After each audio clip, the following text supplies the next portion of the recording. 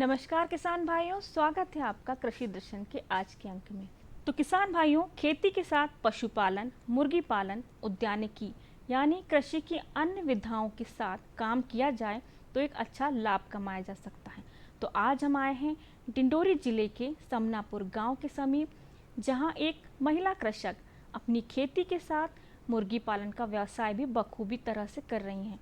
वह मुर्गियों की कई प्रजातियों जैसे नर्मदा पार, कड़कनाथ, ग्राम प्रिया, वन राजा, श्रीनिधि ऐसी अनेक किस्मों के साथ मुर्गियों का पालन कर रही हैं। महिला ने अंडों से चूजे निकालने की प्रक्रिया के लिए एक यंत्र भी लगाया है, जिससे इस महिला कृषक के गांव के आसपास के अन्य कृषक भी मुर्गी पालन से जुड़ रहे हैं और उनके इस कार्य में सहयोग कर रहे हैं। तो आइए मिलते हैं इस महिला कृषक से। आपका स्वागत है। कृपया अपना परिचय दीजिए। मेरे नाम रीता धुर्वे है और मेरे ग्राम पंचायत पड़रिया है। तो मुर्गी पालन के अलावा आप मुर्गी और पालन क्या-क्या खेती उसके अलावा भी मैं ये खेती करती हूँ। सब्जी भाजी लगाते हैं और कोदो धान कुटकी सब बोते हैं सर। आप किस तरह की खेती करती हैं यहाँ पर? हम लोग ये सब्जी भाजी वगैरह लगाते हैं, जैसे लौकी है, भिंडी, सेम वगैरह सब बरबट्टी वगैरह लगाते हैं घर के बगीचा। उसके बाद खेती करते हैं हम लोग, धान भी डालते हैं और कोदो कुटकी भी डालते हैं। इसमें किस तरह की खाद का इस्तेमाल हम करती लोग हैं? गोबर खाद की यूज करते हैं। तो इसमें गर्मी किस कम तरह हो- की चुनौतियों का सामना करना पड़ता है आपको? लोग जैसे कि वो रासायनिक खाद वगैरह आते हैं, उससे बीमारी होती है, इसलिए हम उसका यूज नहीं करते। अपने पास गाय भैंस बैल सब हैं, वही से हम गोबर वो गड्ढा वो बना लेते हैं, उसी में सड़ा देते हैं, उसके बाद खेतों में डालते हैं हम लोग। तो फिर आपको मुर्गी पालन की प्रेरणा कहाँ से मिली? ये तो हमको ये महाराष्ट्र जब ट्रेनिंग देने गई वहीं से मिले हमको। तो आपने फिर ये कैसे पूरा कार्यक्रम शुरू किया मुर्गी पालन का? 45 चूजे दिए, उसको रखे हम लोग। कच्ची घर थी हम लोगों की, अभी तो ये बन गए, कच्ची घर में रहते हैं हम लोग। वहीं फिर रखे और मेरे मम्मी को भी मिले 45 चूजे, तो हो गए वहाँ 80 चूजे रहे। बाकी हमने 7,000 की बेकरी की है उसको हम तो लोग। इससे पहले क्या आप मुर्गी पालन करती रही हैं? जी, इससे पहले तो घर में रहे, पर इतना ज़्यादा हम बिक्री नहीं करते थे। तो इसमें क्या अंतर आया? पहले जब आप मुर्गी पालन करती थी, फिर इस मशीन का इस्तेमाल किया? जब से मशीन आए है वहाँ से बेचने लगी, एक एक मुर्गा 6-6, 7-7 सौ में बेचने लगी मैं, किलो के हिसाब से देने लगी। तो वहाँ धीरे धीरे ऐसे एक साल में तो बच्चे रहे तो 10,000 की बेची तो मुर्गी। कौन कौन से प्रजाति के मुर्गे आप वो करती हैं? कड़कनाथ रहते थे और नर्मदा निधि। तो यहाँ कितने गांव के लोग मुर्गी के अंडे लेकर आते हैं? है सर 10-12 गांव तो ये इधर ही हैं। तो ज़्यादा आसपास। मुनाफा चूजा बेचने में होता है या किराए में अंडा चलाने पर होता है? मुनाफा तो मेरे को एक किराए में अंडा ही लग रहा है सर, क्योंकि उसमें मुर्गियों को बड़े करके वो दाना खर्चा लगती है, वो भी खरीदना पड़ता है, इसलिए किराए में मेरे को ठीक है। और इसके अलावा आगे भविष्य में आपकी क्या योजना है? क्या इन मशीनों को आप डबल करेंगी या किसी और गांव में भी आप ये लगाने वाली हैं? किसी और गांव में तो लगाने वाला नहीं है, इसी में डबल करवाने का वो है। जैसे 100 का चल रहे हैं अभी, तो 200 करने का वो है। तो इससे आपके जीवन में क्या बदलाव आया है? पहले पैसे मांगना पड़ते थे मेरे को, कहीं से भी उधार लेती थी। अब मैं किसी के उसमें नहीं रहती हूँ, मैं अपने कमाई की अपने ही खाती हूँ मैं। यानी तब से आप आत्मनिर्भर हो गई हैं जी। और आप अपनी सखियों को यही संदेश हाँ, देना वही चाहती हैं?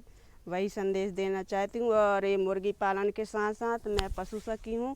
तो अगर यही काम सिखाने का, आपको प्रशिक्षण देने का काम मिले, तो आप कहीं कहीं जाती हैं प्रशिक्षण देने के लिए? एक ही बार गए हैं सर यहाँ पे पन्ना में।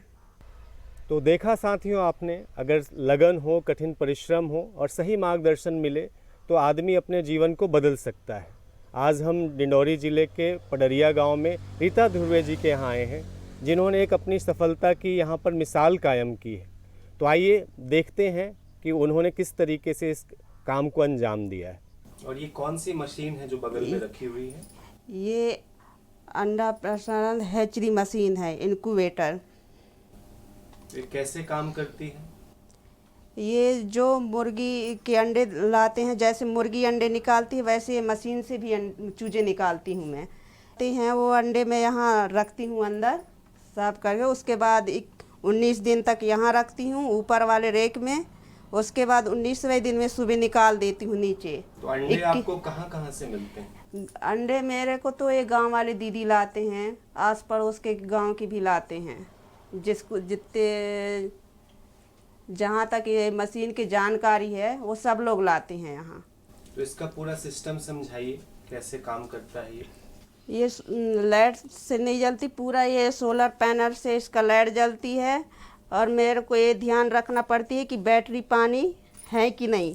बैटरी पानी मैं खुद स्वयं खरीद के लाती हूँ, और फिर पहले बैटरी पानी के डालने से पहले मैं बंद करना पड़ती है मशीन को, नहीं तो करंट आती है यहाँ पे। एक बार जब आपके पास अंडा आ जाता है जी। तो उसको फिर मशीन में कैसे डालती हैं जिससे चूजे बाहर निकलते हैं? मैं यहाँ पे डालती हूँ, यहाँ ये कपड़ा बिछाती हूँ, यहाँ चूजे आ जाते हैं, ऊपर से अंडे नीचे उतारती हूँ मैं। तो सबसे पहले कहाँ अंडे रखे जाते हैं? सबसे पहले यहाँ रखते हैं, ये इसमें नंबर है, किसके अंडे कौन से नंबर में है उनका नाम भी रजिस्टर में लिखती हूँ। कितने दिन के लिए अंडे ऊपर रखे जाते हैं? 19 दिन के लिए। और कैसे मालूम चलता है कि अभी अंडे से चूजा बाहर आ गया? मेरे को मालूम चलती है कि उनके जो अंडे निकलने का रहता है उनमें थोड़ी थोड़ी वो क्रॉस आ जाते हैं, क्रॉस टाइप में अंडे की छिलके थोड़ी वो निकल जाते हैं, तो मैं समझ जाती हूँ कि बच्चे बाहर आने वाले हैं। तो मैं नीचे रख देती हूँ वहाँ पे, यहाँ से फिर बच्चे निकल जाते हैं। जब बच्चे निकल जाते हैं तो उसमें कितने दिन तक पड़े रहते हैं? यहाँ 3 दिन तक रहते हैं अंदर। उन्हें सांस लेने में कोई दिक्कत नहीं नहीं, सांस लेने में कोई दिक्कत नहीं होती, उनको अंदर पंखा चल रही है। तो फिर उनको भोजन वगैरह कैसे मिलता है? भोजन कुछ नहीं देती हूँ सर, बाद में यहाँ निकाल के रखती हूँ, तभी देती हूँ उनको खाना। कितने दिन बाद आप निकालती हैं? वो तीसरे दिन में निकाल देती हूँ। और इसके बाद फिर इसको कहाँ लेकर रखती हैं? इसके बाद फिर ये बॉक्स के अंदर रखती हूँ, यहाँ से चूजे निकाल के मैं ये वाले बॉक्स है इसके अंदर रखती हूँ यहाँ। तो इस बक्से में कितने दिन तक चूजे रह पाते हैं? इस बक्से में तो मेरे वाले चूजे तो रहते हैं 10-15 दिन तक। जैसे ग्राहक नहीं आए तो इतने दिन तक यहाँ पे रखती हूँ मैं।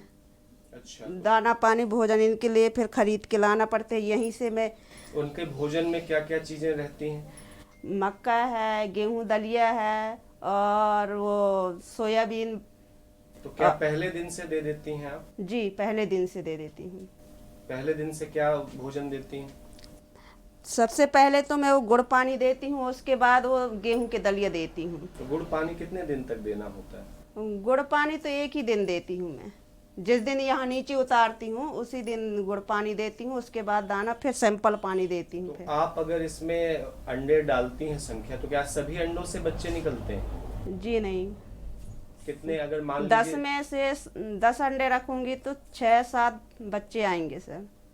तो अगर किसी ने आपके पास अंडा रखा हुआ है और उस अंडे से बच्चे नहीं निकलते तो उसका भी शुल्क आप लेती हैं? जी, क्या शुल्क लेती हैं आप? 1 रुपया प्रति अंडे का। जी। और उसके बाद कितने गांव के लोग यहाँ पर अंडे रखे जाते हैं? इधर अपने इधर पिपरिया है, रणगांव, भालापुरी, धलोनी, ककरिया, मझगांव से अतरिया, सिंहवारा, और ये रूट में समनापुर ब्लांक से उबरिया से बच्चे आते हैं, सलैया। अंडा एक बार मुर्गी देती है तो उसके बाद कितने दिन में यहाँ लाने पे चूजे निकलते हैं? कितने दिनों के भीतर अंडे? 21। यहाँ लाने में देर हो गई, सपोज 10 दिन वहाँ पड़ा है। हाँ, जैसे वो अंडे दे दिए, ज़्यादा दिन तक वो हो गए अंडे, 6 दिन तक के अंडे ठीक रहते हैं सर। तो आप कैसे तय करती हैं कि कोई अंडा है इसमें से बच्चा निकलेगा या नहीं निकलेगा? मैं वो मेरे पास तो मशीन नहीं है सर, लेकिन मैं पानी की यूज करती हूँ। एक वो गंजी में पानी रखती हूँ, उसी में डुबा के देखती हूँ सर। जो कैसे मालूम? जिसमें चूजे वो निकल लायक वो नीचे उसमें बैठ जाते हैं सर, और जिसमें नहीं है वो ऊपर पानी के ऊपर तैरने लगते हैं। तो देखा साथियों आपने, अगर कठिन परिश्रम और लगन से सही मार्गदर्शन मिलता रहे तो आदमी कहीं पे भी सफलता अर्जित कर सकता है। आज हम डिंडौरी ज़िले के पडरिया गांव में रीता धुर्वे जी से मिले, जिन्होंने पशुपालन और खेती के समन्वय से एक सफलता की कहानी रची है और आसपास के कई गांवों के लिए वो मिसाल बनकर उपस्थित हुई।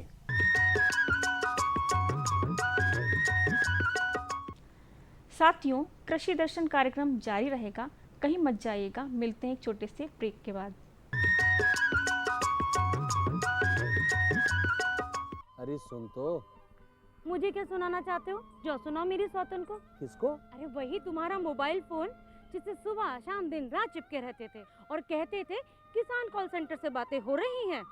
अच्छा ये बात है। हाँ, क्यों? क्या हुआ? अब बात नहीं होती क्या? अब तो झट से बात हो जाती है। संबंधी समस्याओं का अपनी भाषा में तुरंत हल पाने के लिए पूरे भारत में किसी भी फोन से हेल्पलाइन नंबर पर संपर्क करें। किसानों का दोस्त किसान कॉल सेंटर।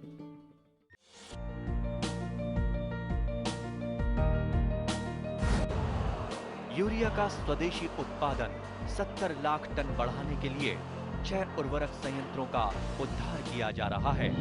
FCIL के गोरखपुर, सिंदरी, तलचर और रामागुंडम संयंत्र, HFCL की बरौनी इकाई और BVFCL की नामरू फोर्थ। सोने पर सुहागा ये है कि देश में अब बनेगा सिर्फ नीम लेपित यूरिया, क्योंकि इससे होगा किसानों का फायदा ही फायदा।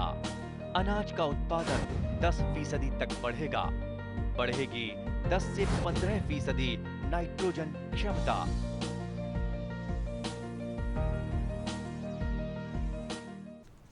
ब्रेक के बाद आपका बहुत बहुत स्वागत है।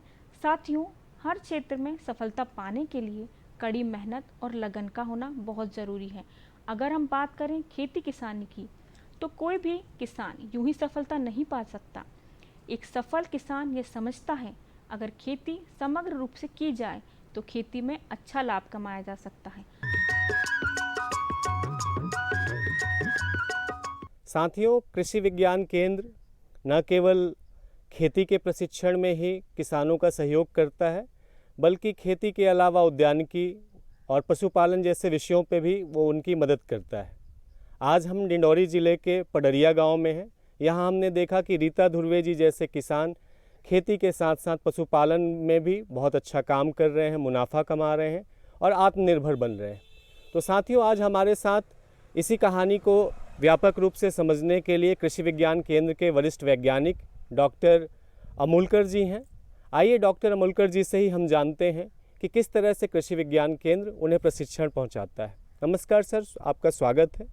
आप कृपया अपना परिचय दीजिए। मैं डॉक्टर PL अमोलकर, कृषि विज्ञान केंद्र डिंडोरी में पौध संरक्षण के पद पर कार्यरत हूँ। जैसा जो आपका प्रश्न है, कृषि विज्ञान केंद्र की परिकल्पना भारतीय कृषि अनुसंधान परिषद नई दिल्ली के द्वारा की गई थी और उसी तर्ज पर कृषि विज्ञान केंद्र के अपने एक उद्देश्य होते हैं।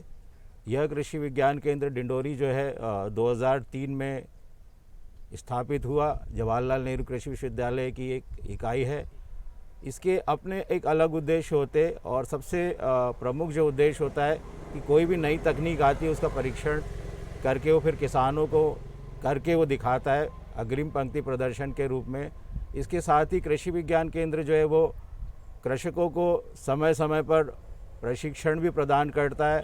हमारे यहाँ पर सारे विषय के विशेषज्ञ होते हैं। एक वहाँ पर हम उस समस्या को आइडेंटिफाई करते हैं, फिर उस गांव का हम चयन करते हैं, फिर लगातार 3 साल तक उस गांव में हम कार्य करते हैं।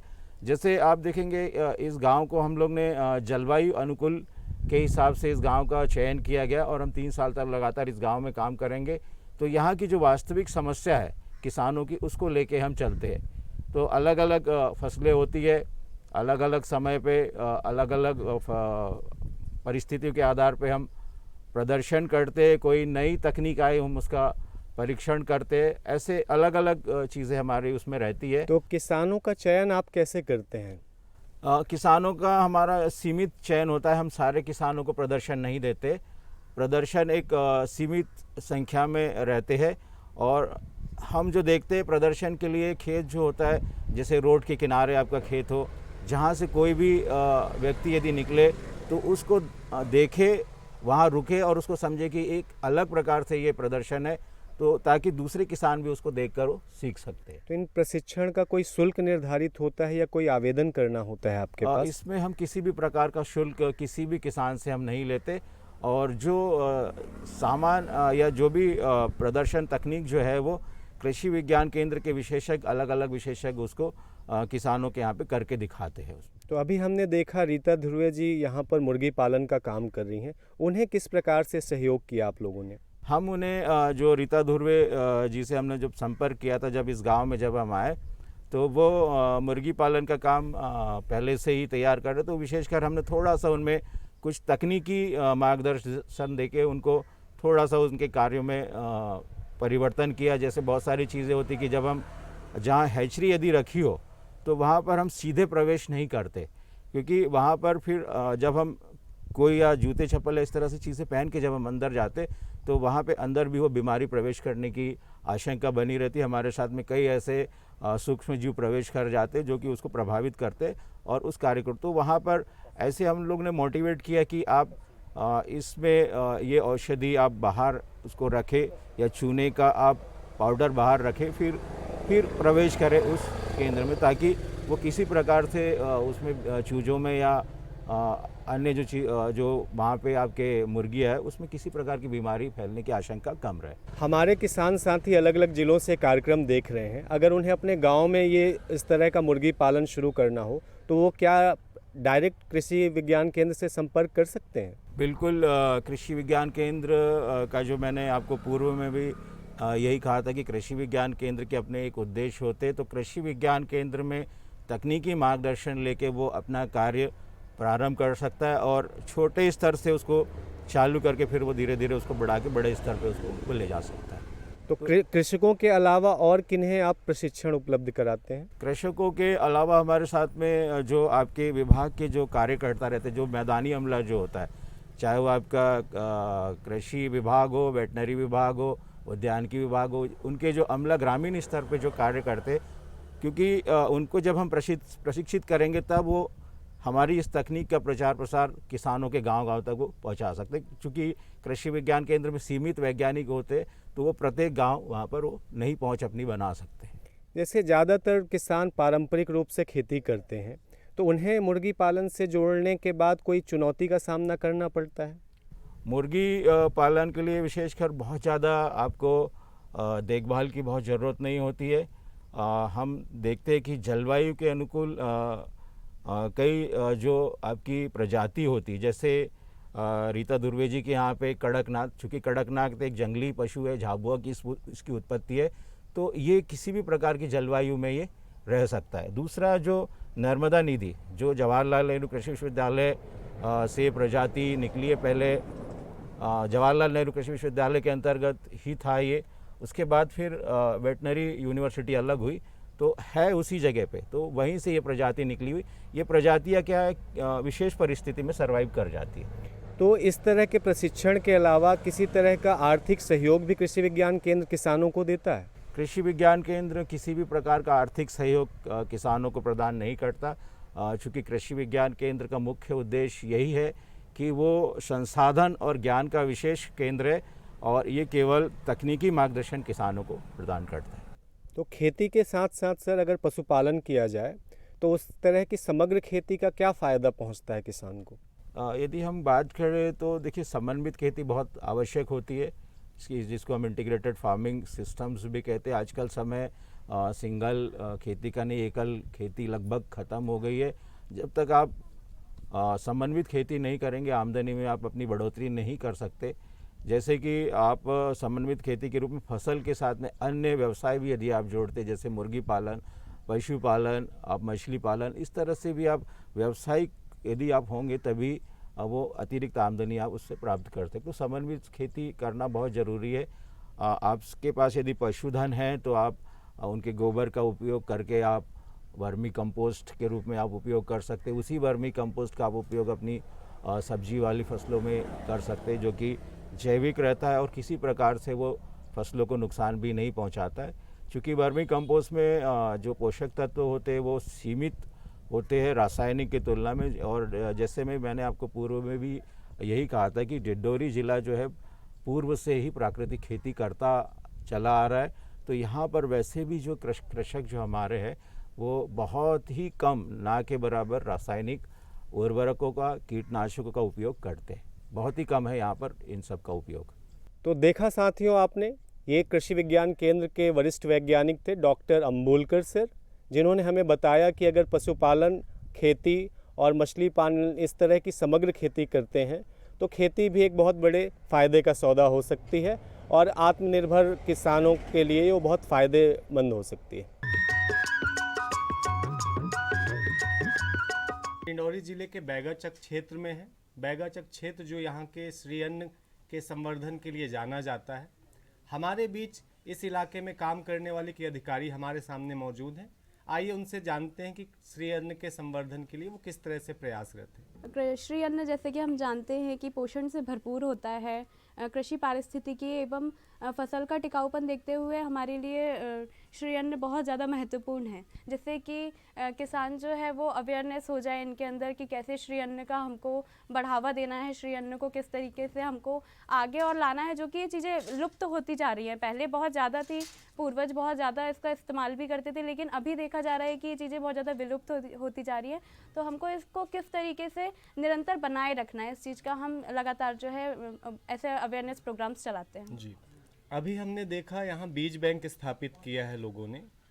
बीज बैंक के लिए हम निरंतर प्रयास कर रहे हैं कि जिसके पास में जो ये काम कर रहे हैं बीज बैंक का पहले से रखे हुए हैं बीज, लेकिन हम उनको ढूंढ रहे हैं ऐसे कृषकों को जो ये काम कर रहे हैं, और उनको फिर हम प्रोत्साहित करते हैं कि अपने बीज बैंक को किस तरीके से वो आगे बढ़ाएं।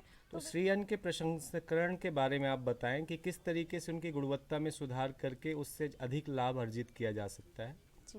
श्री अन्न के प्रसंस्करण के लिए जैसे कोदो कुटकी का चावल है, तो पहले तो ठीक है कि कोदो कुटकी का सिर्फ प्रोडक्शन हो जाता था फार्मर्स, लेकिन उनको उसका इतना रेट नहीं मिल पाते थे, उनको इतना कीमत नहीं मिल पाती थी उसकी। लेकिन जब से मतलब किसानों ने सीखा है कि इसको कैसे वैल्यू एडिट करना है, कैसे इसका प्रसंस्करण करना है, जैसे अगर कोदो का चावल है तो उसको कैसे वो पैकेजिंग करके जो है उसके रेट बढ़ा के फिर वो अपनी प्रोसेसिंग करके दे सकते हैं। कोदो के चावल से लेके अगर हम कुकीज़ की बात करें और बर्फ़ी की बात करें, इसके अलावा भी ऐसे बहुत सारे प्रोडक्ट्स हैं जो श्री अन्न से बनते हैं और महिलाएं और कृषक उनको बना के प्रोसेसिंग करके प्रसंस्करण करके उसका बेचते हैं।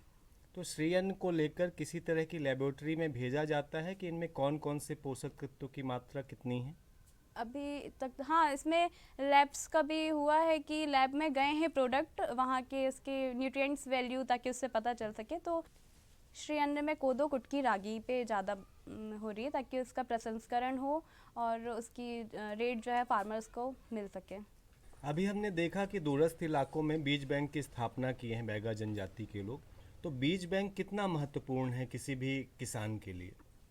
बीज बैंक बहुत ज़्यादा महत्वपूर्ण है, क्योंकि जो बीज विलुप्त होते जा रहे हैं, जो प्रजातियां विलुप्त होती जा रही हैं, उसको अगर हमको आगे आने वाली पीढ़ी को हमको बताना है कि क्या है श्री अन्न, क्या है मोटे अनाज के बीज, तो हमको उनको दिखाने के लिए, उनको बताने के लिए, उसके लाभों से परिचित कराने के लिए बीज बैंक बहुत ज़्यादा महत्वपूर्ण योगदान दे रहा है। और श्री अन्न के न्यूट्रिशन वैल्यू के बारे में थोड़ा हमारे दर्शकों को बताएं आप। श्री अन्न जैसे कि मैंने कहा कि श्री अन्न पोषण से भरपूर है। इसमें प्रोटीन और कैल्शियम, कार्बोहाइड्रेट, फाइबर, इस तरीके से बहुत सारे पोषण तत्व जो हैं पाए जाते हैं। इसके अलावा बहुत सारे खनिज लवण जैसे लौह तत्व भी पाए जाते हैं। तो इस तरीके से मैं कहूँगी कि श्री अन्न जो है पोषण से भरपूर है और इसका हमें लगातार अपने रोज़ाना दैनिक आहार लेना ही चाहिए। तो बीज बैंक के अलावा और किस तरह से श्री अन्न के बीजों का संरक्षण के लिए आप प्रयास करते हैं और जागरूकता के कार्यक्रम करते हैं? जागरूकता कार्यक्रम के लिए तो हम जागरूकता रैली भी निकालते हैं, जिससे कि ग्रामीणों के साथ साथ में शहरी आवास के लोग भी श्री अन्न के बारे में जानें। तो हम जागरूकता रैली का भी आयोजन करते हैं, प्रदर्शनी का आयोजन करते हैं, प्रशिक्षण का आयोजन करते हैं, खेत पाठशालाओं का आयोजन गाँव में जाकर और ग्रामीण इलाकों में जाकर प्रशिक्षण देते हैं, ताकि कृषकों को इसके बारे में और ज़्यादा से ज़्यादा जानकारी हो और वो ज़्यादा से ज़्यादा इसका उत्पादन करें। वरिष्ठ लोग तो एक हद तक बीजों को पहचानते हैं, नई पीढ़ी के पास इसकी जानकारी कम होती है। मिलेट्स के सारे बीज रखे हुए थे और इनके जो वैल्यू एडेड प्रोडक्ट्स हैं, जैसे इनके कोदो कुटकी के चावल के पैकेट्स हैं, कुकीज़ हैं, बर्फ़ी है, तो हमने वैल्यू एडेड प्रोडक्ट्स का भी रखा हुआ था स्कूलों में, ताकि बच्चे आते थे, स्कूलों के बच्चों ने देखा, उसे जाना, उनके अंदर जो जागरूकता थी जानने के लिए, हम लोग को देख के भी बहुत अच्छा लगा कि वो सब चीज़ें पूछ रहे हैं कि ये कौन सा बीज है, इसको क्या कहते हैं, इसके क्या लाभ होते हैं। तो हमने स्कूलों में भी प्रदर्शनी का आयोजन किया है, कॉलेज में भी स्लोगन प्रतियोगिता हुई है, कविता प्रतियोगिता हुई है, जिसमें बच्चों ने इसमें पार्टिसिपेट किया है और मिलेट्स के बारे में नुक्कड़ नाटक किया था बच्चों ने, जिसके नुक्कड़ नाटक करके उन्होंने पूरी जागरूकता बताया था मिलेट्स के ऊपर कि क्या लाभ है मिलेट्स के और क्यों उगाया जाना चाहिए और इसके प्रोडक्शन कैसे ज़्यादा से ज़्यादा ले सकते हैं। बहुत बहुत धन्यवाद मैम।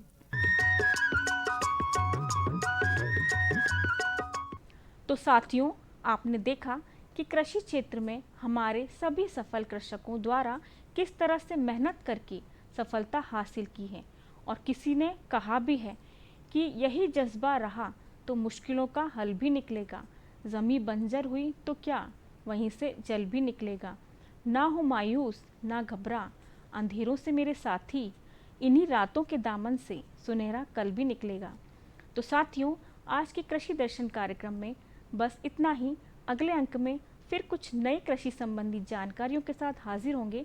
तब तक के लिए मुझे दीजिए आज्ञा। नमस्कार।